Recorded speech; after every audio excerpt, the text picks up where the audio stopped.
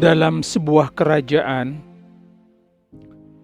seorang pangeran ingin segera menikah agar lebih merasa nyaman ketika mendampingi dirinya dalam membantu mengerjakan tugas ayahanda raja yang sudah lanjut usia.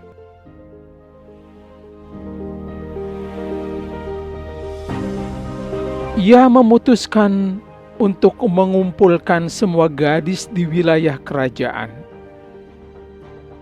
Sebuah pesta mewah sengaja diadakan untuk memilih calon istrinya.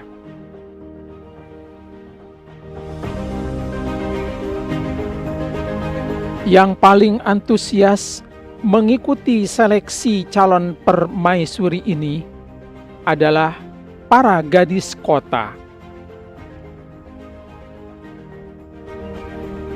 Gadis-gadis itu berlomba-lomba mempersiapkan diri untuk menghadiri pesta mewah ini.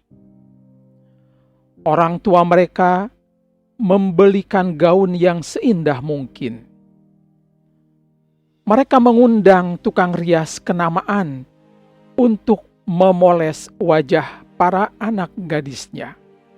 Siapa sih yang tidak ingin mempunyai menantu seorang pangeran? Ternyata pengumuman tentang akan diadakannya pesta mewah itu juga sampai ke telinga seorang gadis, anak pelayan tua yang sehari-hari bekerja di istana.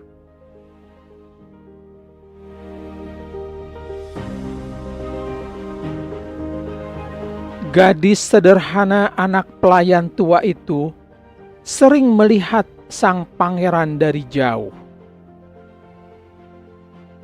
Setiap kali mencuri pandang ketampanan wajah sang pangeran, jantung gadis itu berdegup kencang. Ia sering bermimpi menjadi istri sang pangeran. Ibunya yang sejak ia belum lahir sudah menjadi pelayan di istana, merasa sedih ketika mengetahui anak gadisnya ingin menghadiri pesta seleksi calon istri sang pangeran.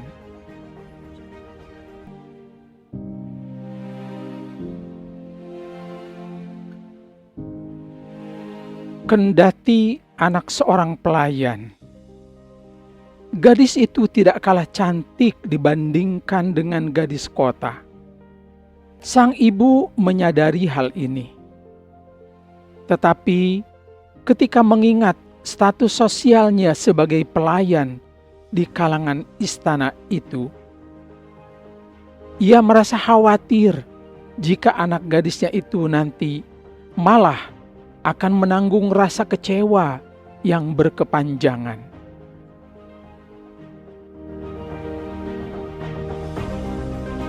Nah, ibu bukannya mendahului takdir, tetapi jika melihat keadaan kita sekarang ini, sang pangeran itu pasti akan memilih gadis dari golongan yang setara. Demikian sang ibu memberi masukan kepada anak gadisnya.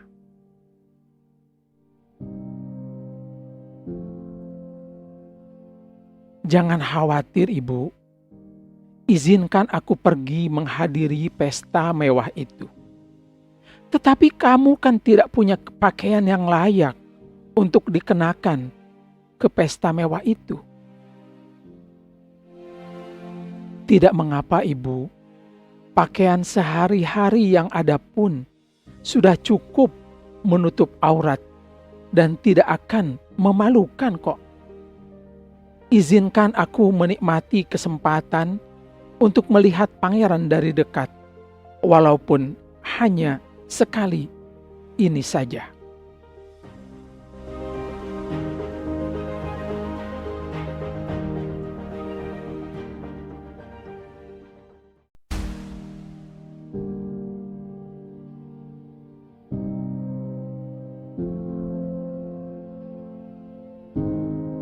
Akhirnya, putri pelayan itu pergi ke pesta.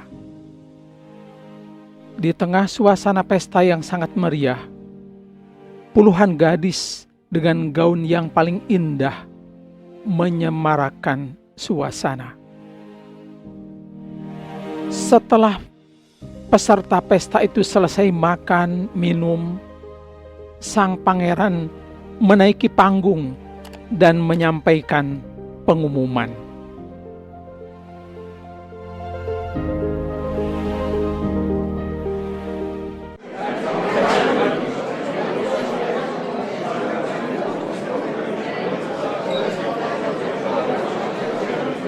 Mohon perhatian.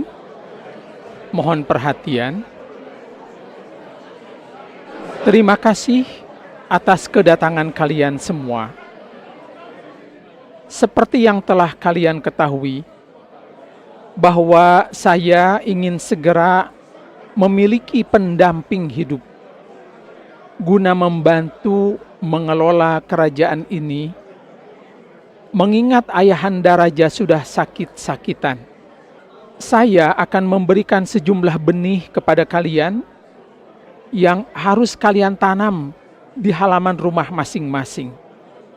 Setelah 6 bulan nanti, gadis yang datang kembali kepadaku sambil membawa bunga mawar paling indah, itulah gadis yang layak untuk saya jadikan istri.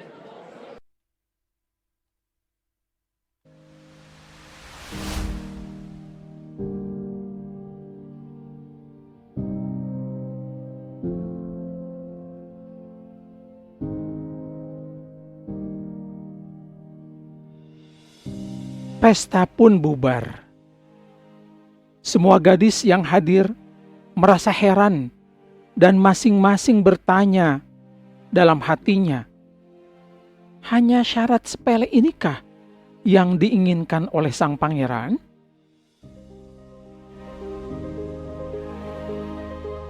Keesokan harinya, semua gadis yang semalam menghadiri pesta bangun sepagi mungkin dan langsung menanam benih yang diberikan pangeran.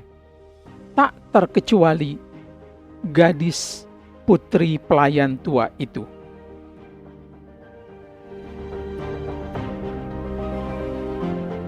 Setiap hari ia sirami benih yang ia tanam di halaman rumahnya.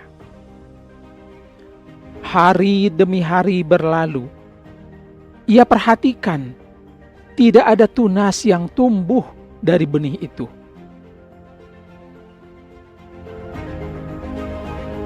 Enam bulan berlalu dan benih yang ia tanam itu tidak juga mengeluarkan tunas, apalagi mengeluarkan bunga mawar seperti yang diharapkan oleh pangeran. Sang ibu menyadari kekecewaan pada wajah putrinya. Nak, kamu sudah berusaha kan? Setiap pagi ibu lihat kamu selalu menyiram benih itu. Tetapi ternyata benih itu tidak mau tumbuh. Mungkin Allah tidak menghendaki kamu menjadi permaisuri pangeran idamanmu itu.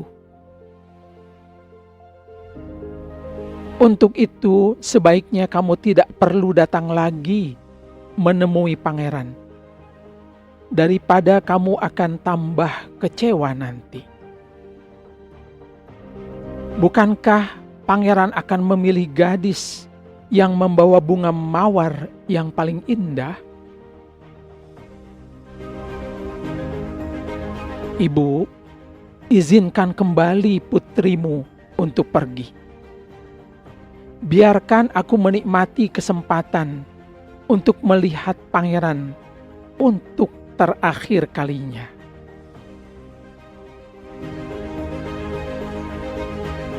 Sang ibu pun akhirnya mengizinkan putri sematawayangnya itu pergi menghadiri pesta untuk yang kedua kalinya.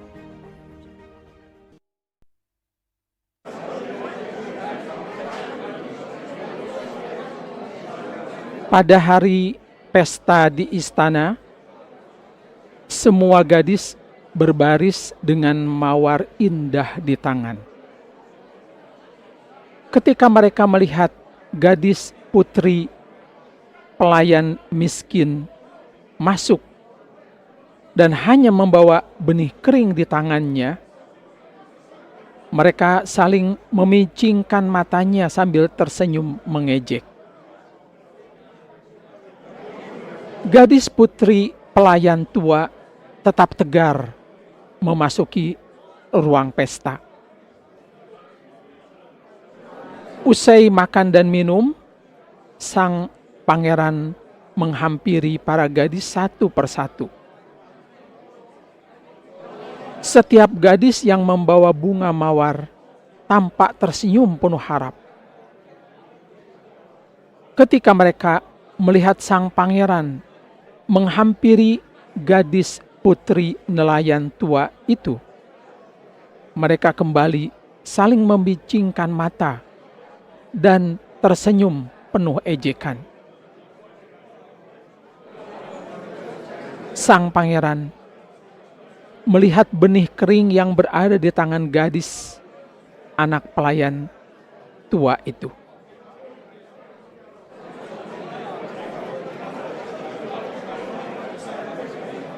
Aku ingin menikah denganmu, kata sang pangeran. Gadis-gadis yang membawa bunga mawar dengan terheran-heran memprotes. Bagaimana bisa? Gadis itu tidak berhasil membawa sekuntum bunga mawar seperti yang diminta pangeran. Ia hanya membawa biji kering. Mendengar protes para gadis yang kecewa itu, sang pangeran berkata, "Benih yang telah saya berikan kepada kalian sebetulnya benih mandul yang tidak mungkin tumbuh. Kalian semua telah berbohong. Bunga mawar yang berada di tangan kalian itu bukanlah berasal dari benih yang aku berikan 6 bulan lalu. Itulah mengapa aku memilih gadis yang satu ini, kendati tidak membawa bunga mawar yang aku minta. Gadis ini telah membuktikan kejujurannya. Untuk mendampingiku dalam mengelola kerajaan yang semakin berkembang ini, tidak mungkin aku didampingi oleh permaisuri yang pendusta." Akhirnya, sang pangeran menikahi putri pelayan miskin itu. Pelajaran dari cerita ini, kejujuran membuat seorang gadis lebih cantik daripada pakaian dan penampilannya. Sementara kebohongan akan merusak keindahan seorang gadis seberapapun cantiknya dia.